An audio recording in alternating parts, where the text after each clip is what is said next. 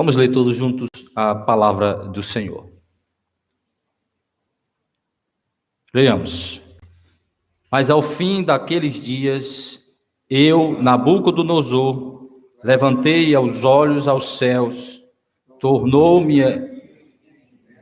e eu bendisse o Altíssimo, e louvei e glorifiquei ao que vive para sempre, cujo domínio é sempiterno, e cujo reino é de geração em geração. Todos os moradores da terra são por ele reputados em nada, e segundo a sua vontade, ele opera com o exército do céu, e os moradores da terra possa deter a mão, nem lhe dizer, que fazes? E o Senhor receba o louvor e a adoração na leitura da sua palavra, em nome de Jesus. Amém. Oremos. Senhor nosso Deus, nós te louvamos, nós te bendizemos, engrandecemos o Senhor pelo reconhecimento de que não há outro a quem devemos louvar como Deus. Tu és o único a quem devemos servir e adorar. Nós te agradecemos pelo privilégio de termos sido feitos teus adoradores em Cristo Jesus, resgatados da idolatria, resgatados da ignorância, resgatados da nossa condição maldita de condenados e salvos para o louvor da tua glória. Por isso, ó Deus, nós te bendizemos, te louvamos, engrandecemos o teu nome, ó Deus, e reconhecemos que o Senhor é digno de ser louvado. Bendito é o Senhor, recebe o nosso culto, o nosso louvor, a adoração que serão prestadas ao Senhor neste dia, que tudo, ó Deus, possa de fato honrar e glorificar o teu excelso nome. Que o Senhor receba o nosso louvor por Cristo, nosso mediador. Que o Senhor nos ajude, nos dê graça, nos direcione com o teu Espírito, a sermos conformados com a tua palavra, direcionados pela tua palavra, para que o Senhor de fato se agrade daquilo que vamos ofertar ao Senhor neste dia. Que o Senhor dispense graça, ó Deus, sobre as nossas vidas, nos capacite, nos fortaleça, nos anime, nos avive, nos desperte para te louvar, para te bendizer, para te cultuar, não só, ó Deus, neste ato solene, mas em todos os momentos, em todas as circunstâncias, em todas as áreas das nossas vidas, que possamos ser verdadeiros adoradores, que te adoram em espírito e em verdade. Abençoa, ó Deus, a tua igreja, que aqui se reúne, abençoa aqueles que estão impedidos de estarem congregando, que o Senhor, ó Deus, visite a tua igreja, que o Senhor tenha misericórdia de nós, que o Senhor, ó Deus, nos ajude a superar esses momentos difíceis que estamos enfrentando e que possamos, ó Deus, ser despertados e conduzidos a um anseio, a um desejo profundo de te louvar, de te adorar, sermos incomodados, ó Deus, pois é para isso que o Senhor nos criou, para isso que o Senhor nos salvou, para o louvor da tua glória. Em nome de Jesus nós te louvamos e agradecemos. Amém. Podeis assentar, meus irmãos, nós vamos louvar ao Senhor com um cântico, seja engrandecido.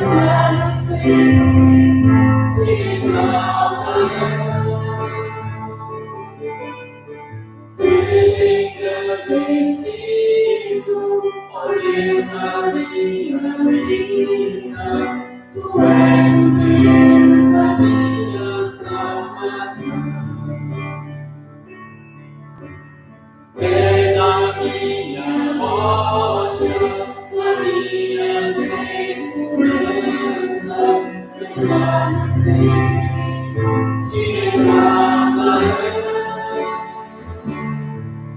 Aleluia, te louvo, pois sempre sobre todos és Senhor. Aleluia, te louvo, pois sempre sobre todos és Senhor. Seja engrandecido, ó Deus, a minha vida. Tu és o Deus da minha salvação. Tu és a minha rocha, a minha segurança. Teus lábios sempre te exaltarão.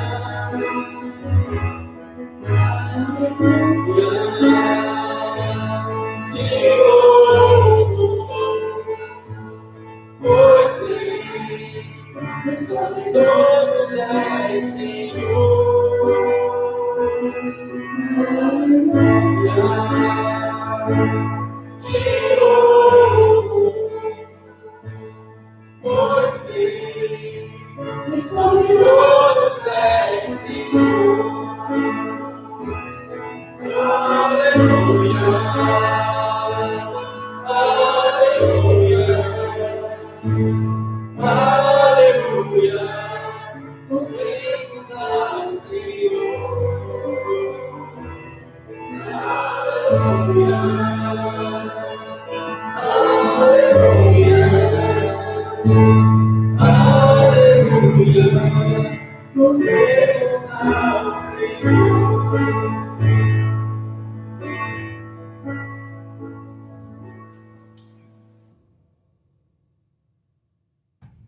Abramos a Escritura no livro do Êxodo, capítulo de número 20. Vamos relembrar a lei do Senhor, que está no capítulo 20 de Êxodo, do versículo 1 ao versículo 17.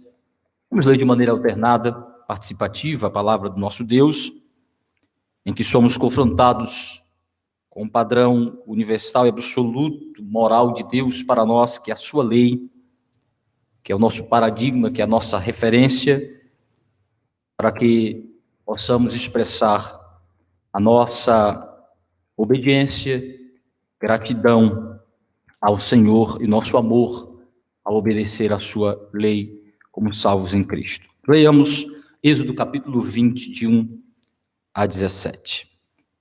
Então falou Deus todas estas palavras: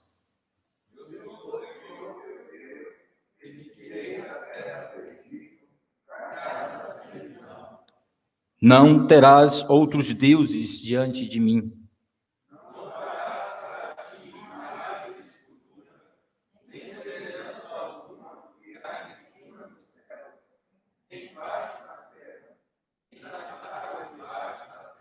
Não as adorarás, nem lhes darás culto, porque eu sou o Senhor teu Deus, Deus zeloso, que visito a iniquidade dos pais nos filhos, até a terceira e quarta geração daqueles que me aborrecem.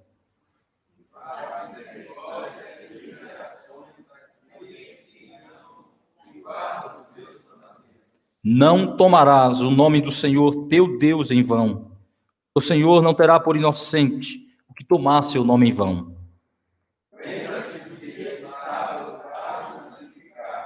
6 dias trabalharás e farás toda a tua obra.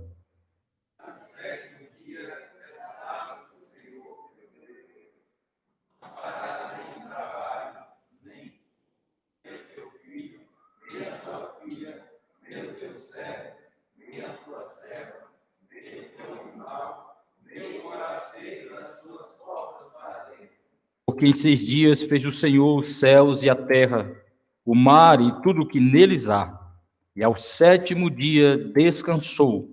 Por isso, o Senhor abençoou o dia de sábado e o santificou.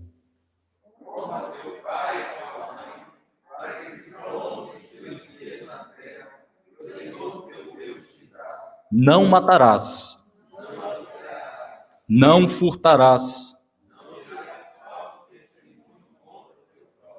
não cobiçarás a casa do teu próximo, não cobiçarás a mulher do teu próximo, nem o seu servo, nem a sua serva, nem o seu boi, nem o seu jumento, nem coisa alguma que pertença ao teu próximo. Que o Senhor aplique sua palavra nos nossos corações. Nesta hora, meus irmãos, confrontados com a lei de Deus, temos a plena ciência de que estamos aquém daquilo que o Senhor exige de nós em perfeição, em obediência à sua palavra. Por isso devemos clamar sua misericórdia, seu perdão, que Ele nos ajude, que Ele continue derramando a graça salvadora de Cristo em nossos corações para nos santificar. Pediu o nosso irmão Everton que ore ao Senhor neste momento, pedindo a Deus perdão pelos nossos pecados e agradecendo pela certeza que temos de perdão em Cristo. Oremos.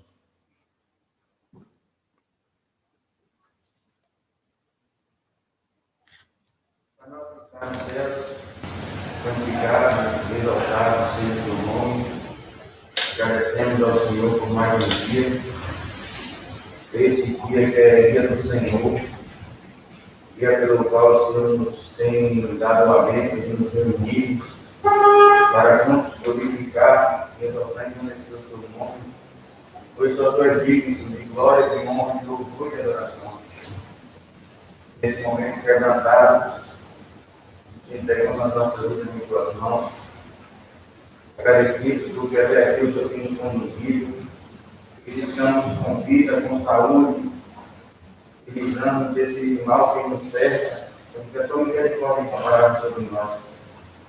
Nesse momento agradecemos ao Senhor pelo perdão que nos concede. E imediatamente pedimos perdão por aquilo que viemos a fazer e que tem nos agradar ao Senhor. Que possamos cada vez mais buscar o Senhor, procurar nos afastar do mal, confessar dos nossos pecados e deixá-los para que possamos alcançar a tua misericórdia. Está perdoando a cada um de nós, para que possamos cada vez mais nos quebrantar diante do Senhor, amar o Senhor acima de todas as coisas e amar o nosso próximo como a nós mesmos. Está tirando de nós tudo aquilo que Ele desagrada. Está tirando de nós tudo aquilo que Ele muitas das vezes nos faz nos afastar do santo que é caminho. Aquilo que nós cometemos que sai dos seus mandamentos, por causa da misericórdia de nós, que Deus cada vez mais nos corrigimos dos nossos erros, reconhecendo cada vez mais que nada somos, e cada vez mais necessitamos da tua misericórdia sobre nós.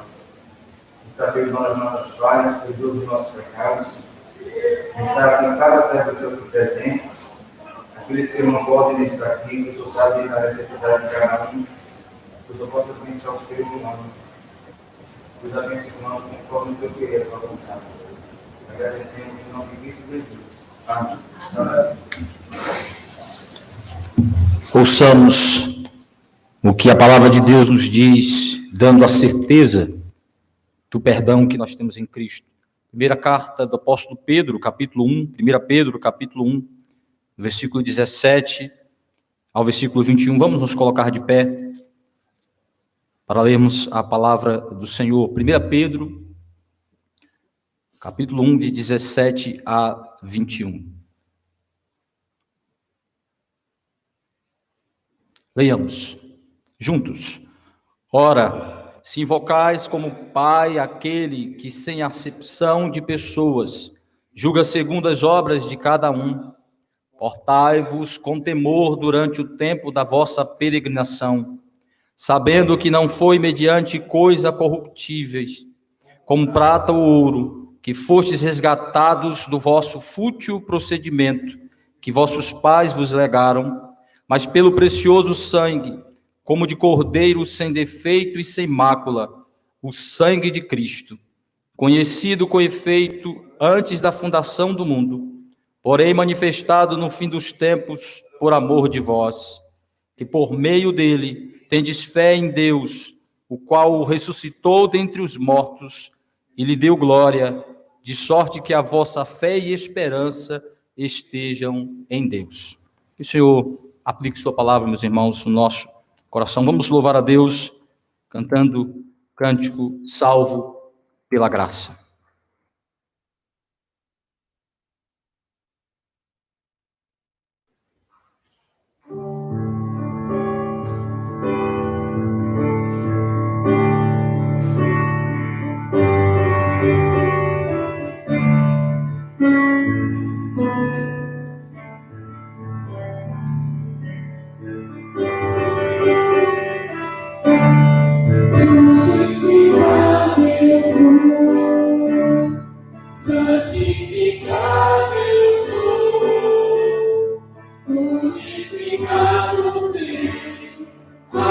através de Cristo, livre da culpa do pecado, sou livre do poder do pecado e da presença do pecado. Livre serei, de glória em glória, de fé em fé, graça, suplicação, graça sobre graça, salvo pela graça, mediante a fé em Cristo, eu sou salvo, não perdi mim,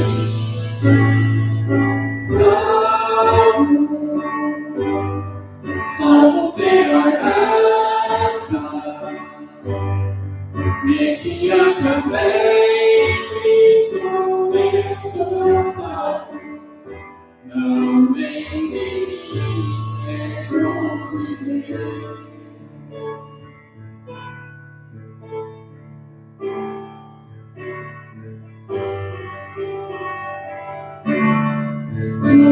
Justificado eu fui, santificado eu sou, glorificado serei através de Cristo. Fui livre da culpa do pecado, sou livre do poder do pecado e da presença do pecado. Livre serei, de glória em glória, de fé em fé, graça sobre graça, graça sobre graça, salvo pela graça, mediante a fé em Cristo, eu sou salvo, não vem de mim,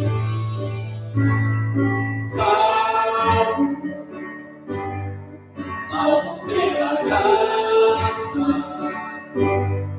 mediante a fé em Cristo, eu sou salvo, não vem de mim, é dom de Deus.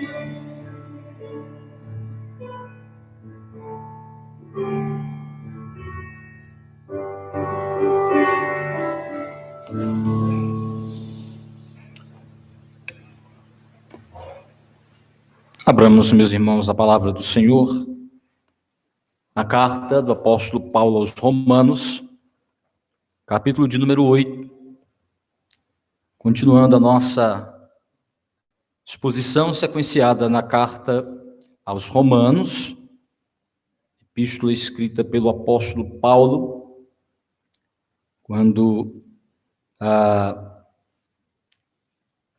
ele encoraja a igreja, anima os crentes de Roma, fortalece-os nas verdades do Evangelho, preparando-os para enfrentar os desafios, as dificuldades naqueles dias e, por conseguinte, para que todos nós sejamos municiados da palavra de Deus, fortalecidos com as verdades do Evangelho.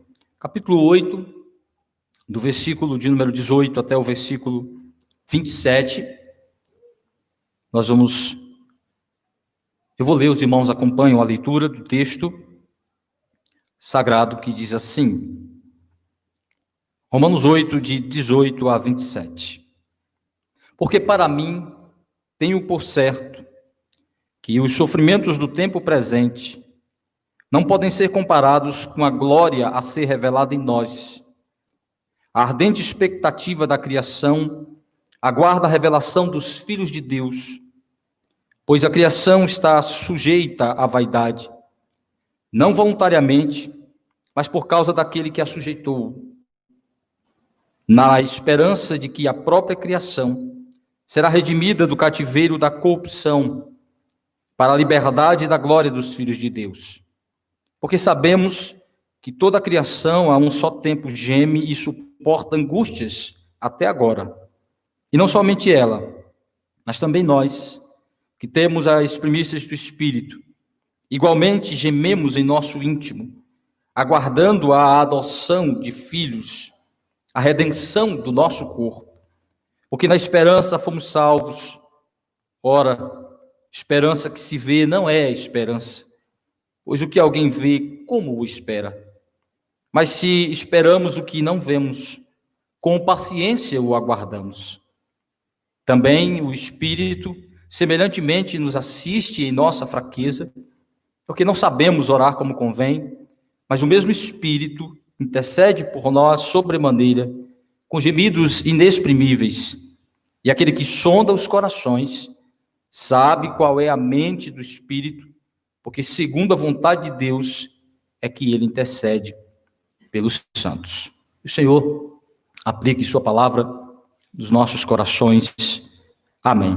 Senhor Deus, Pai bendito, soberano, Criador, sustentador e consumador de todas as coisas, Tu que decretaste tudo, ó Deus, para o louvor da Tua glória, determinaste o destino de todas as coisas, Tu que és o governante supremo de tudo, e que elegeu e predestinou um povo para Ti, para ser salvo em Cristo, para conhecer e expressar de maneira perfeita a glória do Senhor.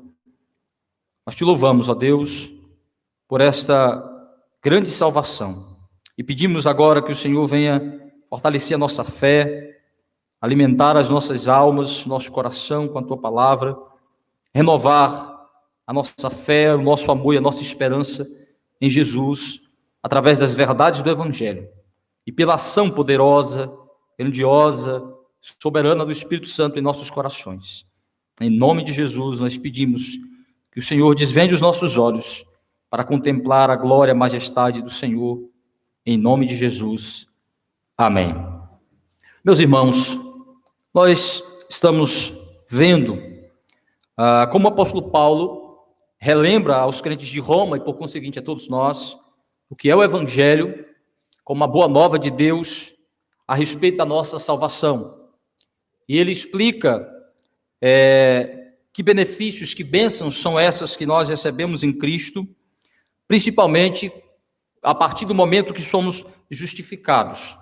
Então, nós vimos que do capítulo 1 ao capítulo 4, o apóstolo Paulo mostra a necessidade da justificação pela fé, pela condição depravada que o homem se tornou, pela corrupção da natureza humana, pela inutilidade espiritual em que o homem foi colocado, e a necessidade da intervenção poderosa, sobrenatural de Deus sobre a vida do homem, e ela se dá exatamente pela justificação pela fé, pelo momento em que o Espírito Santo aplica o Evangelho em nossos corações, produzindo a fé salvadora, nos unindo espiritualmente a Cristo, para recebermos a reconciliação e a nova vida com o Senhor. E do capítulo 5 ao capítulo 8, o apóstolo Paulo explica quais são os benefícios, quais são as bênçãos, quais são os frutos da justificação. O que é que a justificação já garante de aplicação dos demais elementos da redenção, da salvação no coração do eleito. Que elementos são esses, como eles são aplicados, o que é que está relacionado a essa ideia de paz com Deus, de reconciliação com Deus e de nova vida, e de vida plena, de vida eterna. E ele está exatamente explicando isso. E chega aqui no capítulo 8, aonde o apóstolo Paulo vai mostrar a relação que a justificação pela fé tem com a glorificação do crente. A glorificação é um elemento que está relacionado à conclusão da aplicação da obra da redenção. A Bíblia chama de glorificação do crente o estágio final, aquilo que vamos nos tornar quando a obra se completar em nós, quando o Espírito Santo, ao nos ressuscitar, ao recebermos a ressurreição do corpo, unido a uma alma, a um espírito já glorificado, então aí o Senhor consumará a obra da redenção e seremos glorificados, ou seja, chegaremos ao estágio final pretendido pelo Senhor para a nossa salvação. Seremos de fato e de verdade justos, santos e perfeitos como Cristo. Seremos a semelhança de Cristo, seremos conforme a imagem de Deus em Cristo. Então a glorificação está relacionada à conclusão da aplicação da obra da salvação. Nossa salvação já é uma realidade acabada, já é uma realidade feita, consumada por Cristo, mas ainda é algo processualmente sendo aplicado em nós, gradativamente sendo aplicado em nós, como nós estudamos isso aqui quando trabalhamos o Catecismo Maior, falando exatamente a respeito dos elementos da salvação e como eles são aplicados. Então, o apóstolo Paulo, aqui no capítulo 8, está falando sobre isso, está mostrando para nós a aplicação dos elementos da salvação e para onde ele vai nos conduzir. Eles vão nos conduzir para a perfeição em Cristo, para a justiça plena, a santidade plena em Cristo Jesus. Então, Paulo fala que já é uma realidade presente, mas também é uma realidade futura. O que a teologia chama de já e ainda não. Já somos salvos, estamos sendo salvos e seremos salvos. Ou seja, os elementos estão sendo aplicados e só são concluídos na ressurreição do corpo. Então, falando sobre isso, o apóstolo Paulo está mostrando para os crentes de Roma e para nós como a justificação garante a glorificação futura dos filhos de Deus. Já antecipa o gozo e os benefícios dessa glorificação, mas aponta para algo que ainda está por vir, que será ainda manifestado para nós. Então vejamos como o apóstolo Paulo mostra este elemento importante, que é o último elemento, e no capítulo 8 ele vai explicar isso de uma maneira muito grandiosa. Hoje ele vai nos apresentar em 2 versículos, que nós veremos na semana que vem, os versículos 29 e 30, os elementos da salvação colocados em um conjunto que é pleno, interdependente, ou seja, cada elemento ligado ao outro, mostrando que é inevitável, que é impossível receber um elemento sem receber o outro, que é impossível ser glorificado sem ter sido justificado, regenerado, que o que foi justificado e regenerado é impossível ficar sem ser santificado e glorificado. Então, o apóstolo Paulo vai mostrar que é uma obra completa e perfeita, apesar de ser aplicada progressivamente, gradativamente sobre nós. Então, se você foi chamado pela fé em Cristo, se você foi justificado pela fé em Cristo, você certamente será glorificado. Por isso que nós não acreditamos em perda de salvação, em cair da graça, em perder a salvação, porque isso é impossível, porque a salvação é uma obra completa, perfeita e divina. Então o apóstolo Paulo está explicando isso, como que esses elementos, a justificação garante que todos os outros elementos serão aplicados para as nossas vidas. Então nós já vimos que nós já temos a vida, nós já temos a reconciliação, nós já estamos em uma nova relação com Deus, em uma nova vida, em um novo plano, em uma nova era, em um novo tipo de existência. Nós já pertencemos ao reino de Cristo, porém ele está se revelando gradativamente em nós, a partir de nós e para nós. Então Paulo está explicando isso. E nós vamos ver como a justificação pela fé garante a glorificação futura dos filhos de Deus. A primeira coisa que Paulo vai mostrar nesse texto é como a glorificação é algo incomparável, como a glória que está para se revelar, como a glorificação do crente, a glória que se manifestará a partir dele e para ele, é algo incomparável.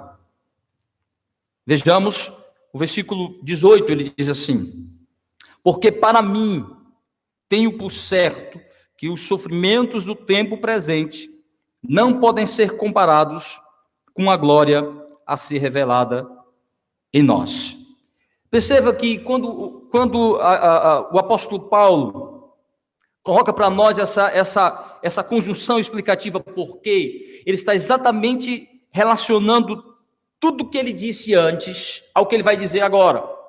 Ou seja, ele vai explicar o que significa participar da glória de Cristo, como ele diz no versículo 17. Ele diz assim: se participamos do sofrimento de Cristo, se participamos do seu sofrimento, versículo 17, veja comigo, com ele, se com ele sofremos, também com ele seremos glorificados. Então ele começa o versículo 18 dizendo: porquê para mim? Ele vai explicar com este porquê o que significa participar da glória de Cristo. Tudo que ele vai dizer aqui está relacionado a exatamente o que significa participar da glória do Senhor, experimentar da glória do Senhor, que tem a ver exatamente com a nossa identificação com Cristo, com o resultado que tem a nossa salvação. Paulo vai explicar isso mais para frente no capítulo 8, quando ele vai dizer que o objetivo da nossa predestinação, que o propósito de nossa salvação é sermos conformados à imagem de Cristo, é sermos recriados em nossa natureza humana, para sermos perfeitos como seres humanos, segundo Cristo, conforme Cristo, identificados com Cristo. Então ele vai explicar que esta glorificação está relacionada à nossa identificação com Jesus, nossa união mística com Cristo, nossa união espiritual com Cristo, que aquilo que foi feito por ele para nós pertence, e aquilo que foi feito por ele a nós é aplicada, e em nós é transformado, e em nós é produzido um novo caráter, uma nova natureza em Cristo Jesus. Então ele está explicando isso, que essa glorificação, nós estamos sendo conduzidos para essa glorificação, que é a nossa identificação com Cristo. Só que o apóstolo Paulo está falando de algo que se manifestará de maneira plena no futuro, que ainda não pode ser contemplada em sua plenitude, então nos confunde, nos traz dúvidas, nos angustia, porque ainda não podemos contemplar a plenitude de nossa salvação, ainda não somos perfeitos, ainda não somos santos no sentido pleno da palavra, no que diz respeito à nossa condição moral, nossa condição ética. Já somos santos no que diz respeito a termos sido separados por Deus e para Deus. Já estarmos separados da condenação, da maldição e da escravidão do pecado. Já vimos isso nos capítulos anteriores. Mas, principalmente quando nos deparamos com a realidade de um mundo caído, de uma presença do mal no mundo e em nós. Quando olhamos para os sofrimentos, as dificuldades, para as nossas lutas, para os nossos dilemas. Então o apóstolo Paulo está dizendo: sim, eu sei que eu estou falando que a salvação já é uma realidade presente e de que está garantido que contemplaremos a plenitude de nossa salvação, mas a realidade se apresenta de uma maneira meio intrigante, desafiadora, difícil. Daí ele vai comparar a glória futura com a grandiosidade das dificuldades. Porque muitas vezes o sofrimento, o mal, parece realmente ser maior. Daí ele já falou sobre isso, quando ele disse que onde o pecado abundou, ele não nega o fato, ele não é um negacionista, ele não nega o fato de que o mal é grandioso, de que a consequência do pecado é grandiosa. Ele fala isso de uma maneira muito peculiar, muito própria, de que o pecado trouxe danos terríveis, profundos, como ele atingiu a natureza humana, como ele conduziu o nosso Salvador a ter que se submeter a algo horrendo, terrível, como a própria ira de Deus sobre ele, ao se identificar conosco. Então o apóstolo Paulo vai dizer: sim, eu sei que os sofrimentos, as dificuldades diante dos nossos olhos parecem ser grandiosos, e são mesmo. Mas, por mais que entendamos e vejamos o mal como algo grandioso, o pecado como trazendo profundas e grandiosas consequências, o sofrimento como uma realidade experimentada, contemplada, vivenciada por nós, principalmente em nossos dilemas, em nossas lutas pessoais, em nossas tentações, em nossas fragilidades e fraquezas, quando olhamos para nós e perguntamos: onde está a salvação de Deus em nós? Onde está Cristo em minha vida? Onde está a fé? Onde está o Evangelho? Onde está a nova vida? Onde está o novo crente? Muitas vezes olhamos para nós, olhamos para a maneira como lidamos com as próprias dificuldades. Eu vi alguém fazendo um comentário a respeito da maneira como estamos lidando com esta pandemia, e eu achei muito interessante alguém dizer assim, muitas vezes nós estamos com mais medo de pegar o coronavírus do que ser infectados pelo pecado, do que se aprofundar na prática do pecado. Temos mais medo de sermos atingidos de maneira letal com esse vírus do que com as consequências do pecado.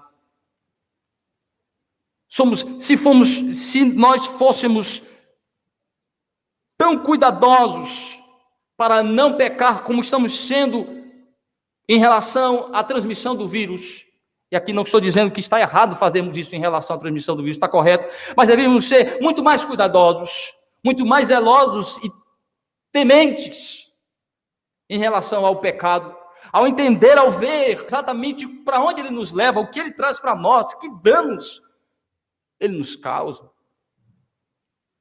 Temos um medo terrível de sermos infectados por essa doença que é tão misteriosa para nós, mas tem trazido tantos males.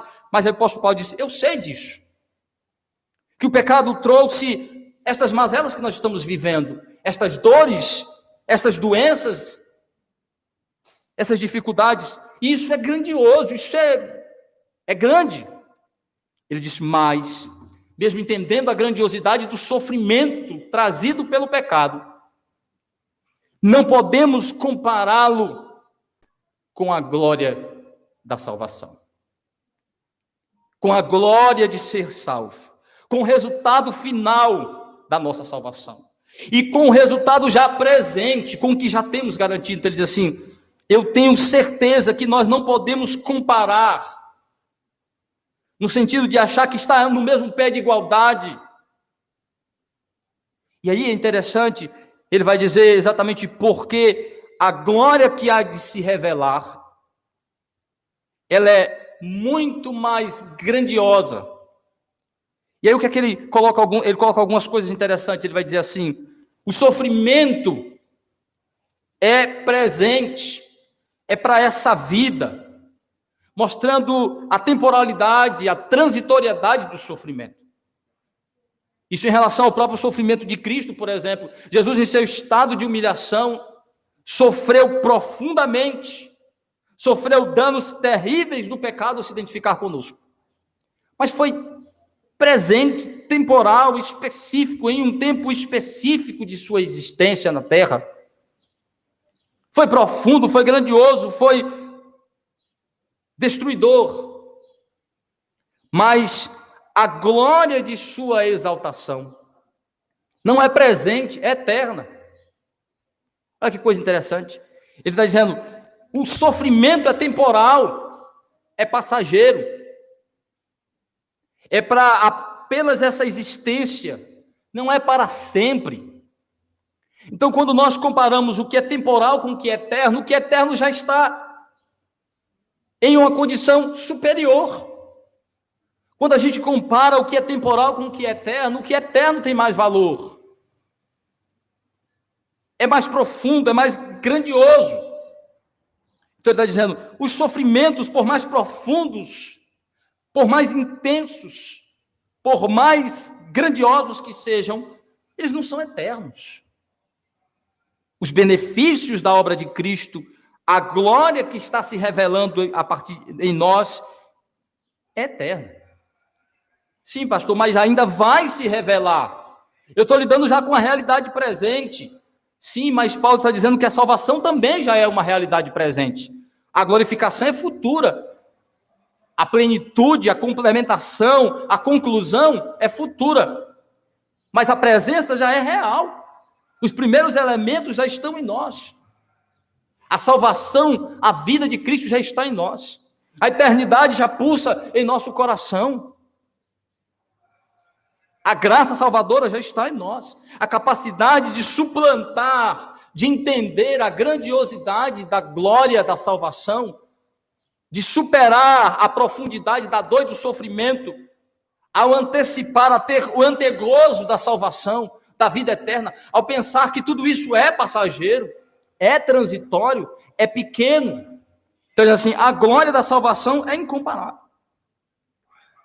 Primeiro, porque é eterno. Segundo, porque é restaurador.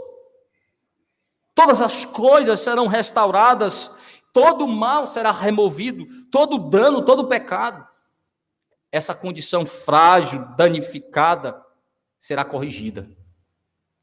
Então Paulo está dizendo assim, antecipe já a perfeição que está por se manifestar e entenda que tudo isso que nós passamos de sofrimento e de dor, logo, logo vai passar. E a glória da salvação é tão grandiosa que ela pode ser antecipada ao nosso coração e nos fazer superar o sofrimento e a dor e entender que a alegria da salvação consegue ser maior do que a tristeza do sofrimento, do que os medos, do que as dores. Aquilo que está garantido por Cristo. Ele não está falando de que precisamos esperar ver, precisamos esperar contemplar a perfeição, mas tendo a certeza dela já, isso deveria ser muito mais grandioso para nós. Então, ele diz assim, é incomparável. Isso é importante para lidarmos com as dificuldades, com as limitações, com as tentações. A salvação é muito mais poderosa, muito mais grandiosa, gloriosa do que os sofrimentos. O poder da salvação é maior do que o poder do sofrimento. Daí sermos capazes de suportar, sermos capazes de superar, substituindo tristeza por alegria, angústia por esperança. Então, a primeira coisa que Paulo diz, não se pode comparar em termos de profundidade, de efeito, de poder, de duração, é incomparável. A salvação é algo incomparável. A glória que está se revelando e se revelará, o que nos aguarda é incomparável e superior a qualquer coisa nesta vida. Mas ele continua mostrando que a glorificação, ela é incomparável com qualquer coisa nesta vida. E ela é algo que devemos esperar com muito anseio, porque toda a criação de Deus espera, anseia, deseja, tem um profundo desejo de ver a glorificação. Então Paulo vai explicar que a glorificação é ansiada, é desejada pela criação de Deus. Primeiro, mostrando que a natureza tem um anseio, tem um desejo de ver a glorificação dos crentes. A glorificação é ansiada pela natureza, desejada pela natureza. Então ele vai apresentar isso com o famoso, os três gemidos, o gemido da natureza, o gemido do crente e o gemido do espírito. Mostrando que há um anseio, há um desejo, como a mulher, a parturiente, a mulher que espera, aguarda para dar à luz ao seu filho, e sente as dores das contrações, a inquietude e a incerteza de como será, mas que deseja trazer ao mundo esta nova criatura. Ele diz assim, os gemidos, anseios de uma parturiente, de quem está para gerar um filho, está sobre a criação de Deus, está sobre a natureza, está sobre os crentes e está sobre o Espírito Santo. Então há uma expectativa de que esta glorificação, de que a glória do povo de Deus, de que a consumação de nossa salvação venha. Então, primeiro, ele mostra que este é um anseio da natureza, da criação. Veja, versículo 19 ao 22. A ardente expectativa da criação aguarda a revelação dos filhos de Deus, pois a criação está sujeita à vaidade, não voluntariamente, mas por causa daquele que a sujeitou. Na esperança de que a própria criação será redimida do cativeiro da corrupção para a liberdade da glória dos filhos de Deus. Porque sabemos que toda a criação a um só tempo geme e suporta angústias até agora. Então, depois de mostrar que a glória da salvação, que a glorificação do crente é algo incomparável, é superior a qualquer sofrimento, qualquer dificuldade, qualquer experiência da vida humana, que é algo muito mais profundo, duradouro, pleno, que vai manifestar a perfeição de Deus, a restauração de todas as coisas. Ele agora vai dizer, há uma expectativa sendo nutrida em relação a isso. Primeiro, a própria criação. E aqui a criação não se refere a todas as coisas criadas. Não é a criação no sentido geral, mas um aspecto específico da criação. Nós podemos facilmente excluir aqui os seres morais e conscientes, como os anjos. Os anjos, ele não se refere aqui aos anjos caídos, nem aos anjos preservados.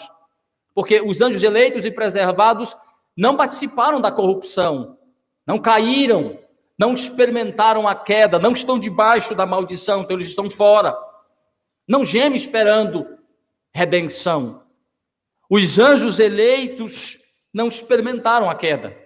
Os anjos caídos, demônios e Satanás, não há salvação e não há redenção para eles. Portanto, está fora, não pertence a eles essa nomenclatura. Não é a criação como os anjos caídos, nem os próprios crentes, pois Paulo estaria sendo repetitivo, porque logo ele vai colocar em um grupo específico os crentes, que há um anseio, há uma expectativa, há um desejo da redenção pelos crentes, e nem os próprios ímpios preteridos, porque estes também, para estes, não há redenção, não há expectativa de salvação para eles. Então, sobra aqui o aspecto inanimado e animado e inconsciente da criação. Ele está falando do cosmos, da natureza, dos seres inferiores, dos seres irracionais, animados e inanimados. Está falando da natureza, do cosmos, da terra, como o habitat do homem, como o lugar que Deus criou para colocar o homem, o lugar de sua habitação, aonde o homem estabeleceria uma relação com Deus, a terra como a habitação do homem, como um habitat que Deus criou para o homem.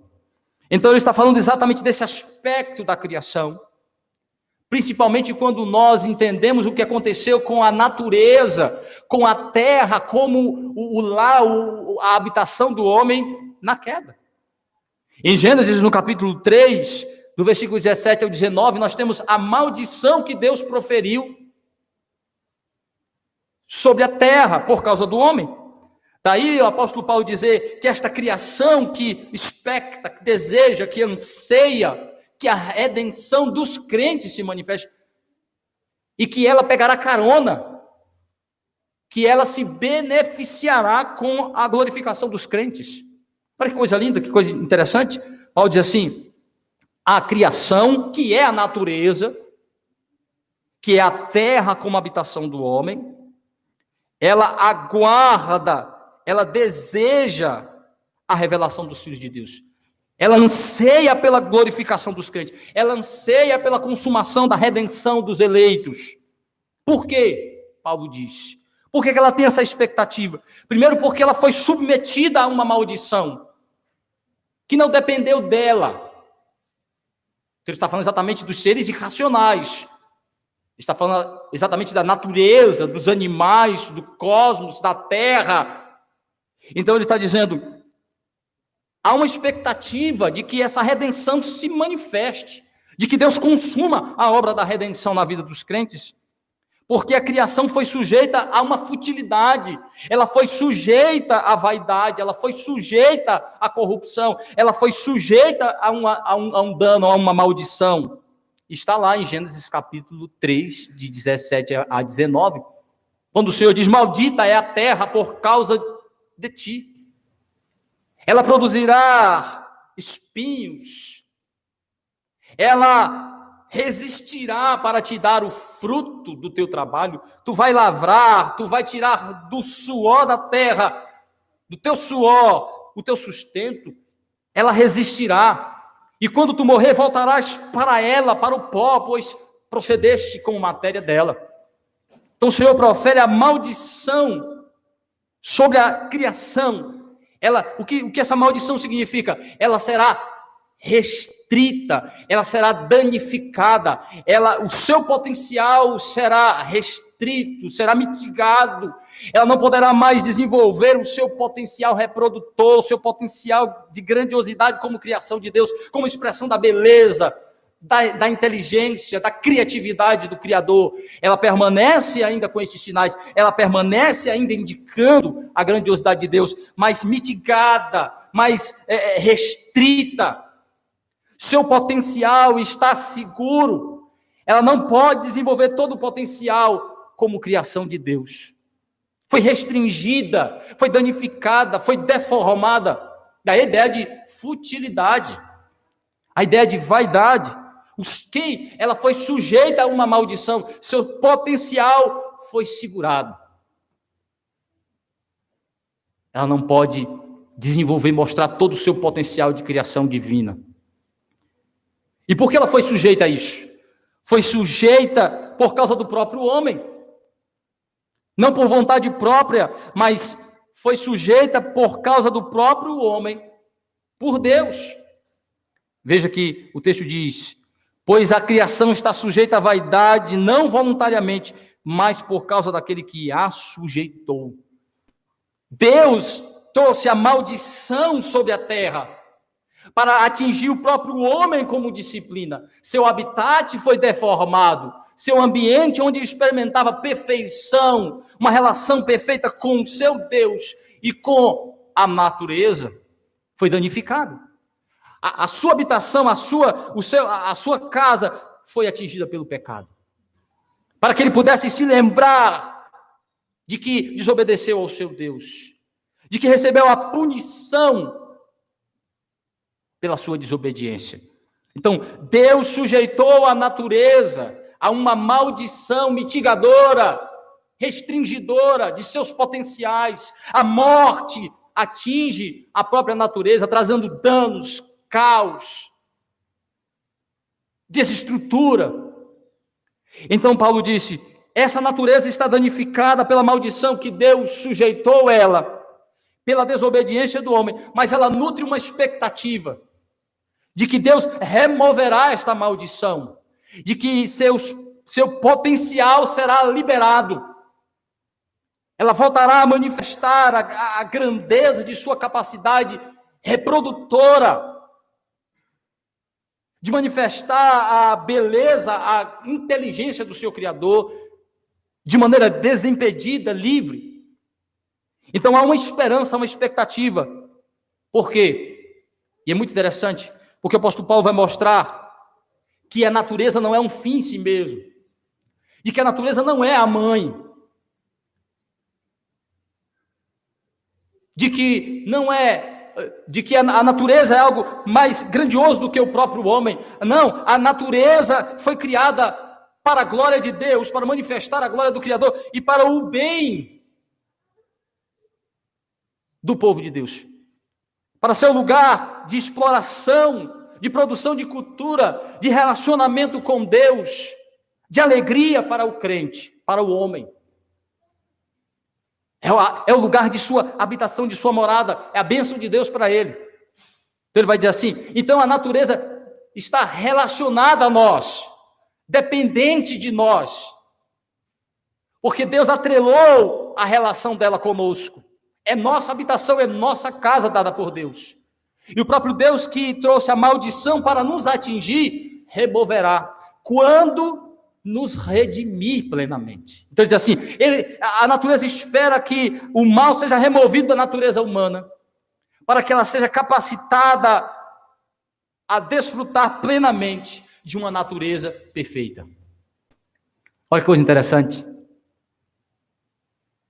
Então Paulo está dizendo assim: há uma esperança, a natureza deseja, ela está gemendo, aqui são as dores, ela está esperando que o filho venha, que a criança nasça, que os crentes se revelem glorificados, porque aí ela será libertada do seu cativeiro.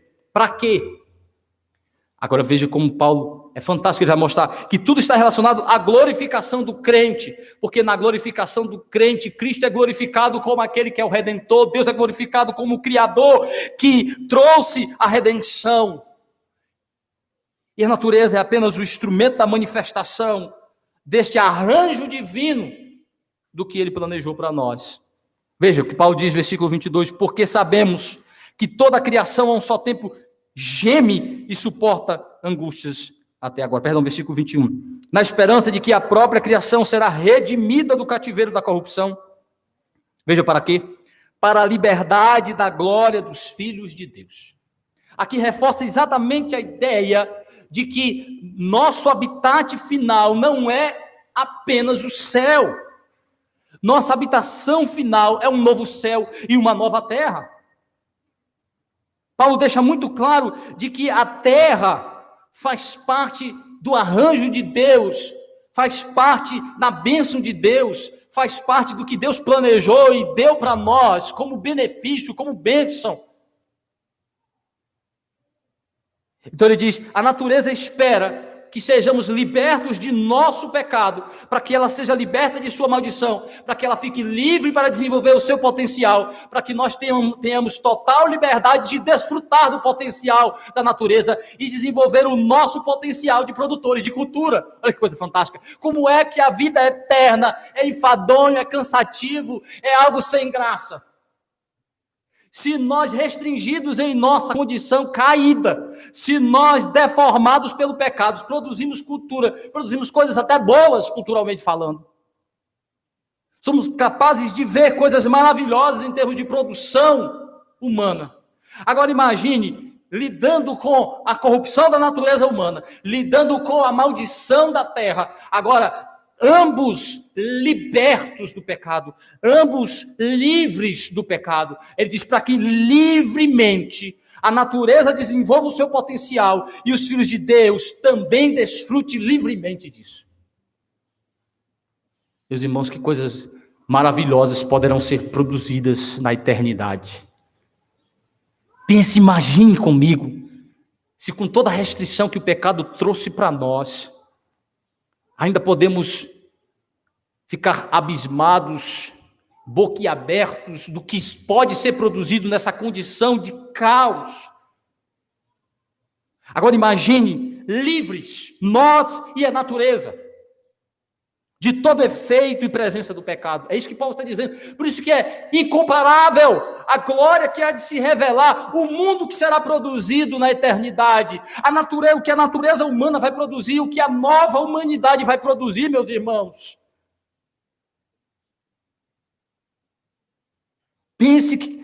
Imagine. A nossa visão da eternidade é muito reducionista. Nós olhamos para as questões de produção cultural, artística, científica, e achamos que isso pertence ao mundo caído, que isso pertence necessariamente a Satanás. Não, meus irmãos, é de Deus. Os homens é que deturpam e produzem de maneira idólatra, pervertida, ateia, aquilo que Deus deu para eles, deu para nós. E olhe que os nossos potenciais, junto com os potenciais da natureza, estão restritos, limitados. Veja que Paulo usa uma expressão muito interessante, para que sejamos totalmente livres, para que a natureza nos apresente um potencial livre, para que possamos exercer nosso potencial livre do pecado. Então, a natureza anseia este dia. Há uma expectativa da criação irracional, esperando a manifestação da redenção dos crentes, porque ela será redimida do seu cativeiro, liberta de seu cativeiro, para que seu potencial como criação seja livre. Então, a glorificação é ansiada pela natureza. A manifestação, por quê? Porque ela faz parte desse plano de Deus. Há um novo céu, uma nova terra nos esperando. Uma terra com todo o potencial, para que nós, em todo o nosso potencial de redimidos, possamos produzir coisas grandiosas e maravilhosas para a glória de Deus e para o nosso bem. Mas o apóstolo Paulo continua mostrando que nós também, os crentes também, a glorificação é ansiada também por nós, ainda que inconscientemente, há um desejo, há um anseio do justificado de ser glorificado. Por mais que ele não saiba explicar e nem tenha a consciência plena disso, o justificado deseja se ver livre da presença do pecado, como nós cantamos aqui na belíssima canção, Salvos pela Graça. Justificados nós já fomos, estamos sendo santificados e seremos glorificados. Esse desejo de sermos livres do pecado incomoda o justificado. Veja como Paulo diz isso, Romanos 8, 23 a 25. E não somente ela, e não somente a natureza, e não somente a criação irracional, não só a natureza, os animais, mas nós também. Aqui agora ele está falando, ele se incluindo, falando dos redimidos, dos justificados, dos eleitos, dos que estão recebendo a salvação. Não somente ela, mas também nós, que temos as primícias do Espírito, que temos os primeiros frutos da obra do Espírito, igualmente gememos, ou seja, se é igualmente, é o gemido da parturiente, é o gemido da mulher que sente as dores, esperando o filho nascer, esperando se manifestar essa nova criatura, essa nova criança, essa nova vida. Gememos em nosso íntimo, aguardando a adoção de filhos, a redenção do nosso corpo. Veja que Paulo já fala de algo que ele disse que nós já temos, que nós aguardamos a nossa adoção. Mas ele disse que o Espírito confirma com o nosso Espírito, no capítulo 5, de que nós somos filhos de Deus, de que nós, justificados, também recebemos a adoção. Ao sermos reconciliados, já participamos da família de Deus. Mas ainda não fomos apresentados oficialmente, publicamente, universalmente por Deus, ainda não temos acesso pleno a todos os privilégios e benefícios, todas as bênçãos, todos os valores relacionados a esta filiação. Ainda não podemos desfrutar de todos os acessos que nos são dados como filhos de Deus. Não podemos desfrutar plenamente, mas já temos. Já podemos nos relacionar como filhos, já temos acesso a Deus como nosso Pai, já recebemos benefícios especiais e somos tratados como filhos. Mas ainda não é plena esta relação. Então Paulo diz, é o já e ainda não. Somos filhos, mas ainda esta condição há de se revelar gloriosa, majestosa, plena. Ainda vamos ser apresentados oficialmente. Deus nos introduzirá oficialmente a desfrute pleno. Então ele diz, aguardamos isso. Nosso interior, nossa alma, nosso coração anseia, deseja. Por mais que não tenhamos plena consciência, não fiquemos o tempo todo dizendo, como eu queria logo, mas este anseio é uma realidade.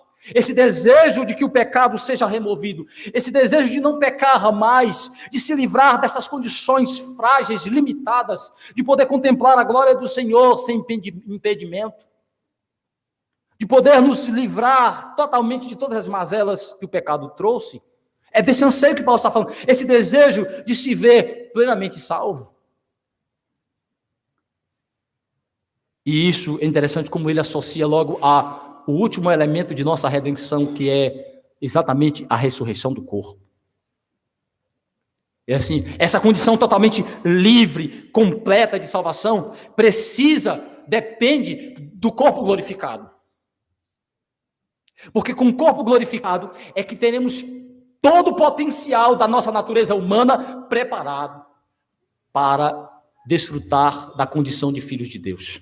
Enquanto estivermos nessa condição do corpo ainda atingido pelo pecado, de que em nossa alma está gradativamente sendo recebida os benefícios da salvação, só quando isso se completar em corpo e alma, é que temos total condição de desfrutar plenamente do privilégio de filho de Deus. Então Paulo está dizendo, nós aguardamos isso, ansiamos isso. Então há uma expectativa, há uma esperança, nós aguardamos a manifestação da plenitude dessa salvação. Versículo 22, 23, 24, ele diz, porque na esperança fomos salvos. Ora, a esperança que se vê não é esperança. Pois o que alguém vê, como espera? Mas se esperamos o que não vemos, com paciência o aguardamos. Então, ele diz que aquilo que estamos esperando, não vemos ainda. O que significa isso? Ele não está falando da salvação num todo, mas está falando exatamente desse aspecto final da salvação. que ainda não foi dado. A ressurreição do corpo, a glorificação da alma quando a gente morre e a ressurreição do corpo. Então, nós esperamos esta condição final de plena justiça, de plena santidade, de plena santificação, de plena justiça, de plena obediência ao Senhor, de plena vida. Então, há uma esperança, nós esperamos. Não que a música está certa ao dizer que o melhor de Deus está por vir. O melhor de Deus não está por vir. O melhor de Deus já está em nós. O que está por vir é a manifestação plena do melhor de Deus. Ou seja, Cristo já está em nós, a vida já está em nós, mas ela ainda não é plena. Então é isso que nós esperamos, a plenitude de nossa salvação, a redenção final e absoluta. Então Paulo disse, nós esperamos, ainda não vemos ainda, não estamos vendo a perfeição, não estamos vendo ainda o fim do mal, mas esperamos. Não estamos vendo o novo céu e a nova terra em perfeição e harmonia, ainda não estamos podendo ver e contemplar a relação plena e absoluta com Deus, não, ainda não podemos ver. Então esperamos isso, esperamos a plenitude de nossa salvação. Esperamos se completar aquilo que já está sendo feito, já está colocado. Por isso que ele diz, nós já temos as primícias, nós já temos a presença do Espírito garantindo os primeiros elementos, garantindo que nós já temos, em termos de realidade, a salvação. Mas ela ainda não é plena em aplicação na nossa vida. Então Paulo diz, nós esperamos. E se esperamos é porque não estamos vendo ainda. Não estamos ainda podendo desfrutar plenamente disso. Não estamos dentro disso no sentido absoluto, mas aguardamos, e aguardamos com paciência.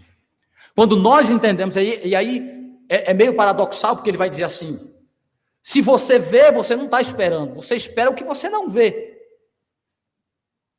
você espera o que está por vir, Paulo disse. Esperança é aguardar o que está por vir. Porém, existe uma diferença entre a esperança que Paulo está falando das expectativas humanas, da ideia de eu desejo que seja, que bom seria, oxalá ou quem dera que fosse. Não é isso que Paulo está dizendo. Ele está falando de esperar algo que é certo que virá, mesmo que não estou vendo a sua presença. Por isso que ele adiciona a ideia da paciência. Porque se eu tenho certeza do que eu estou esperando, eu fico calmo. Já viu quando você tem certeza do que você está esperando e alguém diz assim, tu vai esperar? E você diz, vou. Eu tenho certeza que vai vir. Bom, se for em relação a pessoas, essa certeza pode ser frustrada. Porque pessoas mentem, enganam e dão toco. E falham. E são pecadoras. Por isso que essa esperança não pode ser colocada nos homens. Por isso que esperar a plena vida, a harmonia, a perfeição em político, em estrutura política, no homem em si, é uma expectativa, é um desejo, mas não uma esperança. Esperança é ter certeza que virá aquilo que se espera. E aí ele diz, com paciência, sabendo que já temos as primícias do Espírito, sabemos que já temos os primeiros elementos da nossa salvação, sabemos que já temos garantido a justificação em Cristo, já temos a vida em Cristo, aguardamos a plenitude dessa salvação, aguardamos a ressurreição com paciência. Daí a ideia de que a esperança faz com que o crente se relacione de maneira diferente com o sofrimento, com a dor, com o caos, com as dificuldades, com a pandemia, com os vírus, com as moléstias, com a própria morte. Paulo vai explicar isso mais para frente. Por causa da esperança do Evangelho, por causa da espera da plenitude da salvação, ficamos pacientes.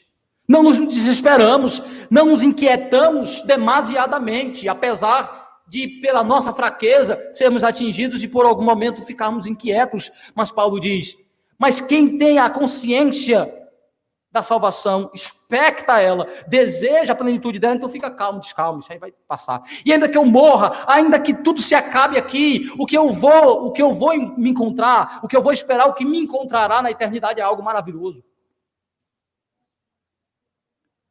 Então ele diz com paciência, quem tem certeza do que está esperando, com paciência espera. Nós esperamos a redenção final da nossa vida, a plenitude de nossa salvação, um dia que estaremos totalmente livres do pecado. E por fim ele diz que a glorificação também é ansiada pelo Espírito Santo. Não só por nós, não só pela natureza, mas também o Espírito se une a nós e à natureza, demonstrando seu anseio, seu desejo de ver a nossa salvação plena. Veja, versículo de número 26 e 27. Também, veja a conclusão do apóstolo Paulo, o Espírito, semelhantemente, nos assiste em nossa fraqueza, porque não sabemos orar como convém, mas o mesmo Espírito intercede por nós, sobremaneira, com gemidos inexprimíveis. E aquele que sonda os corações, sabe qual é a mente do Espírito, porque, segundo a vontade de Deus, é que ele intercede por nós. Agora ele vai mostrar o terceiro gemido, que é o do Espírito, o anseio do Espírito, o desejo que o Espírito Santo tem de ver. Agora, é óbvio que há uma diferença entre a expectativa da natureza, a expectativa do homem e a expectativa do Espírito. A natureza o faz de maneira irracional e inconsciente, atrelada aos seres conscientes que são os homens, aos seres racionais que são os homens, pegando carona na glorificação do crente, se tornando aquilo que ela foi criada e designada para ser. Os crentes o faz de maneira consciente, mas com uma certa ignorância. Não temos o conhecimento suficiente para ter certeza do que esperamos, para ter certeza do que já temos, para ter certeza do que está sendo colocado sobre nós e o que nos aguarda. Mas ainda somos ignorantes da plenitude deste plano. A vontade prescritiva, a vontade revelacional de Deus é suficiente, mas não é plena. Ela é completa no seu propósito, mas ela não é plena em seu conteúdo. Ou seja, não é tudo que Deus sabe, é tudo que Deus quer que saibamos em relação ao que está na mente dele. O que nos foi revelado é limitado comparado ao que está na mente de Deus. Então, nesse sentido, nós ainda somos ignorantes. Não conhecemos os detalhes do plano do decreto de Deus. Isso reflete aquilo que Moisés disse em Deuteronômio, capítulo 29, versículo 29. As coisas reveladas, as coisas ocultas a Deus pertencem. E as reveladas a nós, a nossos filhos, para fazermos tudo quanto está escrito no livro desta lei. Então ele mostra dois aspectos interessantes da revelação de Deus, do conhecimento de Deus. Aquilo que ele compartilhou conosco e aquilo que ele não compartilhou conosco. O que ele não compartilhou conosco pertence única e exclusivamente à sua mente divina, à sua mente soberana, aos seus decretos, ao seu governo. Então os detalhes, eu não sei. Os detalhes do plano de Deus para a minha vida, eu não sei. Eu sei que a salvação está se revelando, mas em que circunstâncias, como ela se manifesta, como ela se relaciona a todos os aspectos da minha vida, eu não sei. Então há uma certa ignorância em relação ao próprio plano salvador de Deus, como ele se desenrola em todos os aspectos, em todos os elementos, em todos os seus detalhes. Isso é reservado exclusivamente para a mente de Deus. Eu vou contemplando e vendo, quando eu vou vendo as coisas acontecerem, e me contento com os aspectos gerais e pontuais dados por ele em sua palavra. Então Paulo diz, por isso que ele nos chama de fracos. Aqui a fraqueza não é só na nossa condição de pecadores, não é só a fraqueza no sentido de decadência, mas é a fraqueza no sentido de condição humana, de criatura limitada, que não tem a mente como a mente de Deus, que não conhece como Deus, que não sabe como Deus. Você percebe isso porque ele vai falar do conhecimento, que o Espírito Santo tem esse conhecimento. Então o Espírito Santo anseia de maneira diferente. O Espírito Santo não anseia como o ignorante. O Espírito Santo anseia como o conhecedor pleno, como a mente divina, como aquele que sabe de tudo, mas deseja que isso chegue ao seu fim. Não é um desejo inquietante, angustiante e arrebatador como o nosso, mas é aquele da expectativa de saber de tudo e desejar ver e se alegrar ao ver estas coisas acontecendo e se manifestando e ser o agente ativo, direto disso. Olha que coisa interessante. Isso ensina muita coisa para a gente. Quando a gente é ignorante, a inquietação é normal, a ansiedade é normal. Mas quando a gente é conhecedor, há também uma tentação de inquietação, porque a gente já sabe. Eu tive essa experiência como aluno. Deus me abençoou com a capacidade de compreensão muito rápido das coisas. Eu pego com facilidade as coisas. E isso me trouxe alguns problemas no meu processo de aprendizagem, desde criança. Quando eu entendia e compreendia mais rápido do que alguns coleguinhas, eu ficava inquieto porque a professora precisava repetir para os outros. Toda vez que ela me perguntava, eu queria responder. Aí ela disse, não, agora... Aí eu ficava com raiva porque ela me deixava quieto. E se você já respondeu, deixe os seus colegas. A ignorância é inquietante. Mas o conhecimento também é. E talvez ainda seja mais inquietante do que a ignorância. Então, ele está dizendo assim, o Espírito sabe, anseia e deseja, mas atua com total tranquilidade, com total consciência, com ordem, com paciência. Espera e deseja, há um anseio, há um desejo de ver isso pleno. Mas o Espírito Santo não atropela as coisas e diz, oh meu Deus, bota logo tudo, resolve logo, aperfeiçoa logo esse povo, Senhor, acaba com esse sofrimento. Ele não faz isso. Pelo contrário, tendo conhecimento, ele atua em favor do plano de Deus. Tendo pleno conhecimento, o Espírito Santo nos assiste em nossas fraquezas, supre aí a grandeza, a beleza, a importância de sermos associados a alguém que sabe, para que a nossa ignorância seja suplantada, superada, seja ajudada por quem sabe, que nossa fraqueza seja ajudada por quem tem a força. Aí diz assim, o Espírito Santo também deseja que nos vê plenos de salvação, mas ele sabe, ele conhece o plano de Deus e sabe como é que ele se desenrola. Então ele não atropela. Ele não atropela, mas ele age. Ele não é passivo, ele não é indiferente. Ele age dentro do plano, de acordo com a vontade de Deus, como Deus quer que as coisas aconteçam. Sim, Deus quer que ainda tenha sofrimento em sua vida. Sim, Deus quer que o mal e o caos ainda permaneçam neste mundo. Sim, Deus quer que ainda experimentemos essa caminhada difícil, desafiadora, cheia de tentações e dificuldades. Mas não somos deixados ao léu, não somos deixados ao bel prazer, não somos deixados à nossa sorte. Somos assistidos pelo Deus triuno. E aqui ele diz que o Espírito se une a nós nesse mesmo desejo, nesse mesmo anseio. Deus também quer ver a nossa salvação final, mas ele garante isso e já dá o suporte necessário. Ele está realizando isso, quer que a gente entenda que ele tem todo o plano em sua mão, está executando gradativamente e a gente confie nisso. Nos momentos mais difíceis, nunca somos deixados sozinhos. Então ele vai dizer assim, sim, somos frágeis, porque somos pecadores ignorantes e fracos.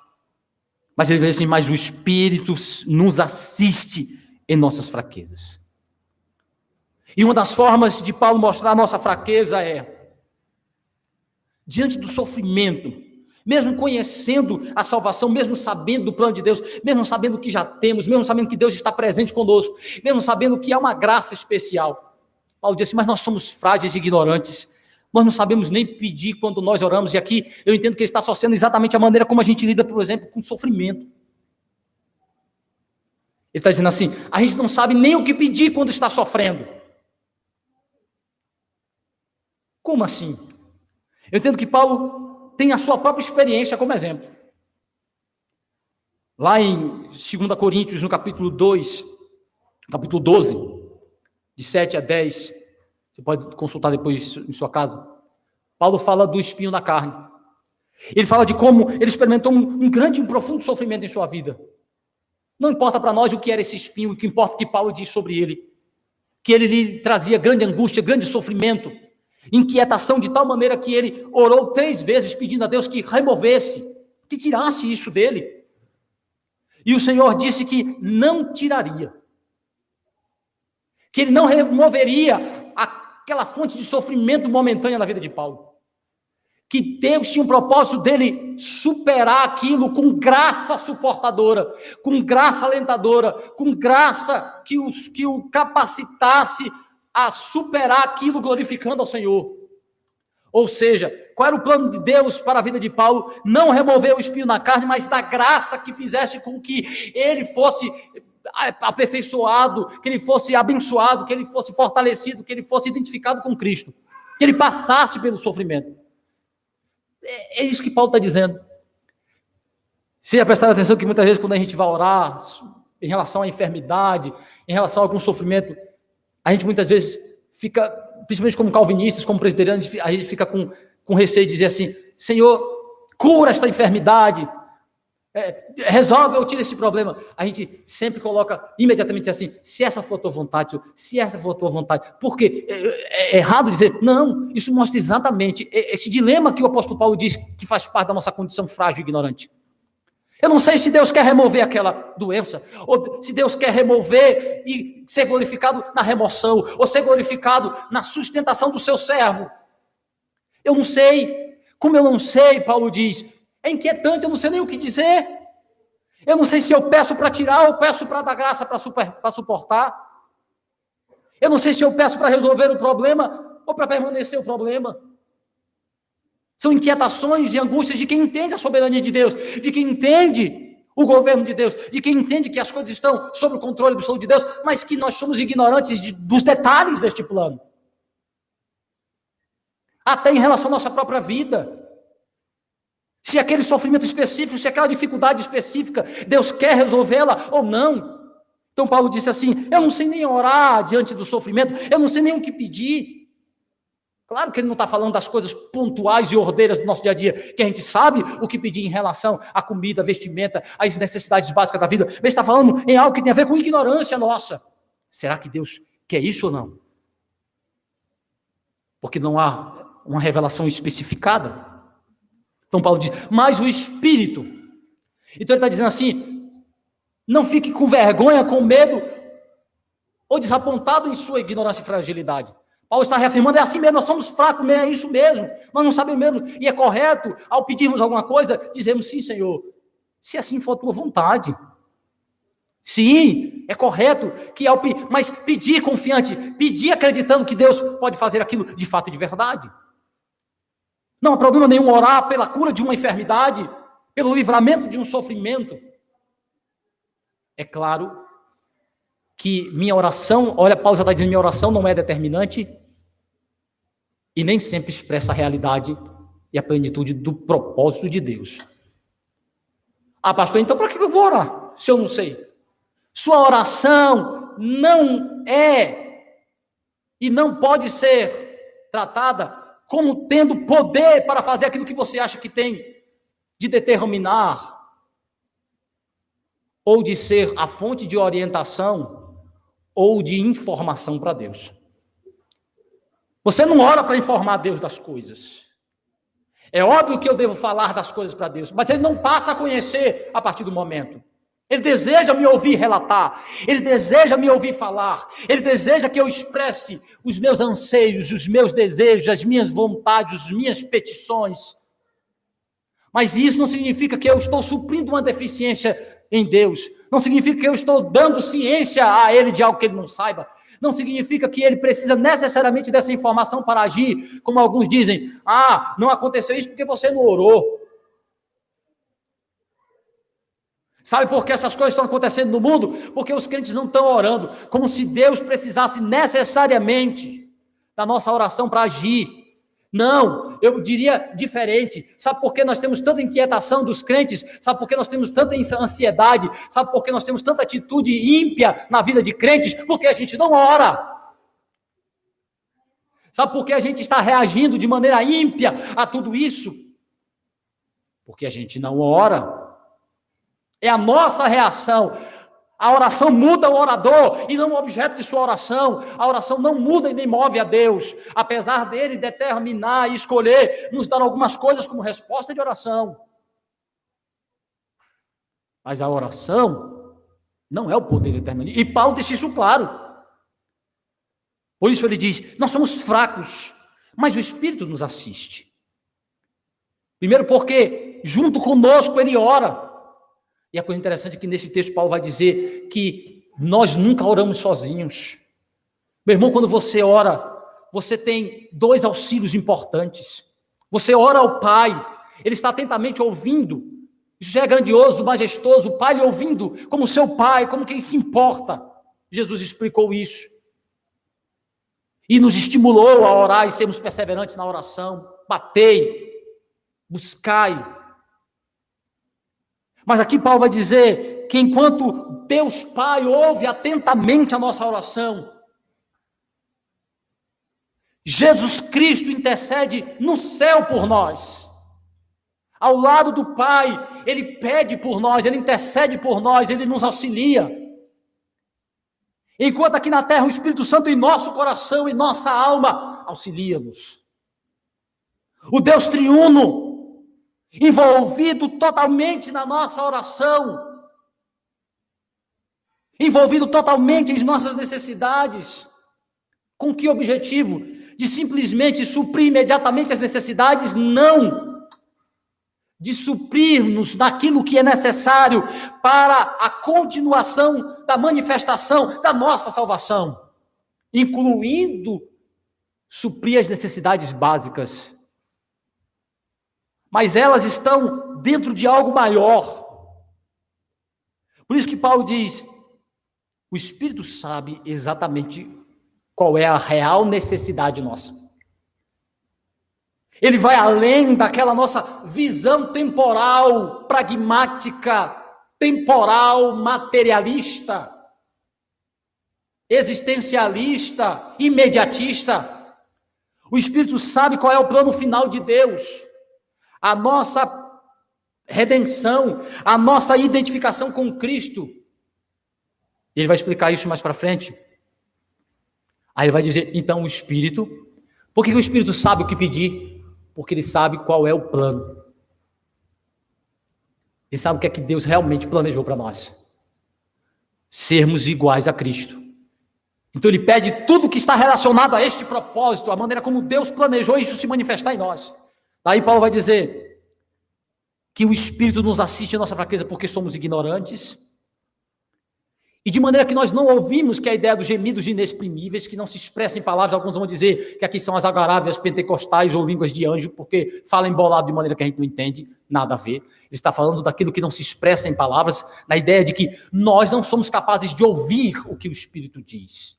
A ideia é de que não há como nós ouvirmos, porque é algo de conexão plena entre o Espírito Santo, nossa alma e Deus.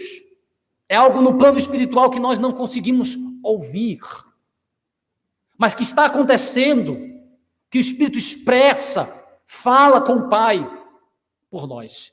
Mas ele faz duas sondagens importantes. Ele vai dizer, ele é fantástico. O Espírito Santo não ora baseado no que a gente fala.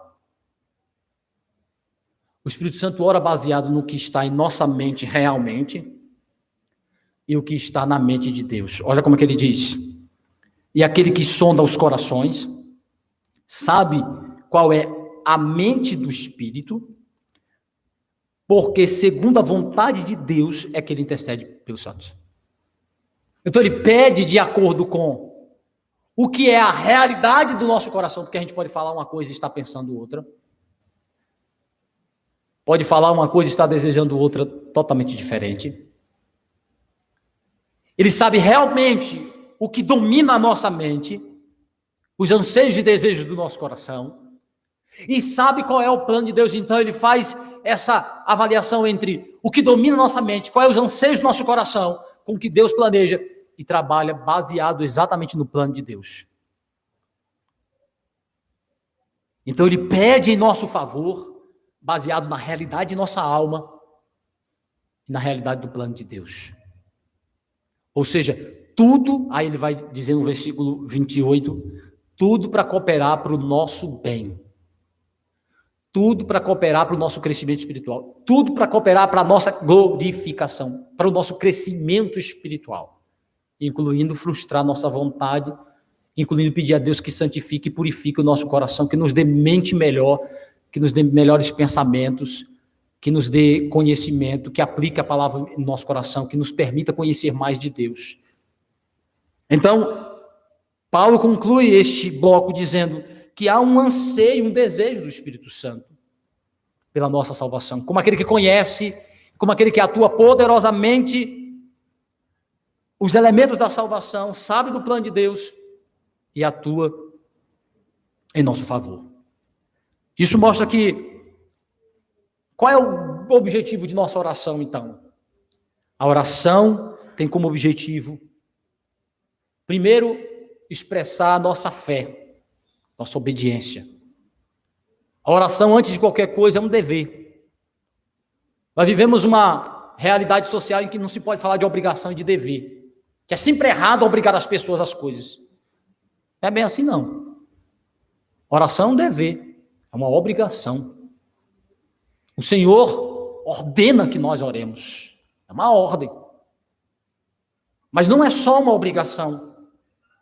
É também uma expressão de devoção, de adoração, de amor. Na oração nós expressamos a nossa dependência de Deus, nossa confiança nele como nosso Deus, como nosso Salvador, como nosso Pai.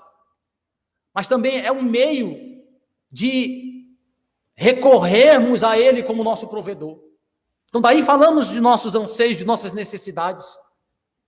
Mas também é um meio de santificação. Oramos pedindo ao Senhor que continue aplicando a obra redentora em nossos corações.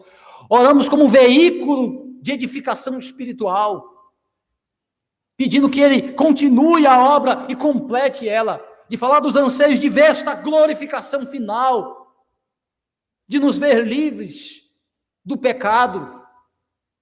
Uma das coisas que mais deveríamos falar na nossa oração é: ó Deus, livra-me do pecado, torna-me obediente e santo, como eu desejo, Senhor, te servir em perfeita obediência, como eu desejaria te amar de maneira plena, absoluta, com o amor de Cristo, como eu desejaria ser um filho como Cristo, um servo obediente como Cristo.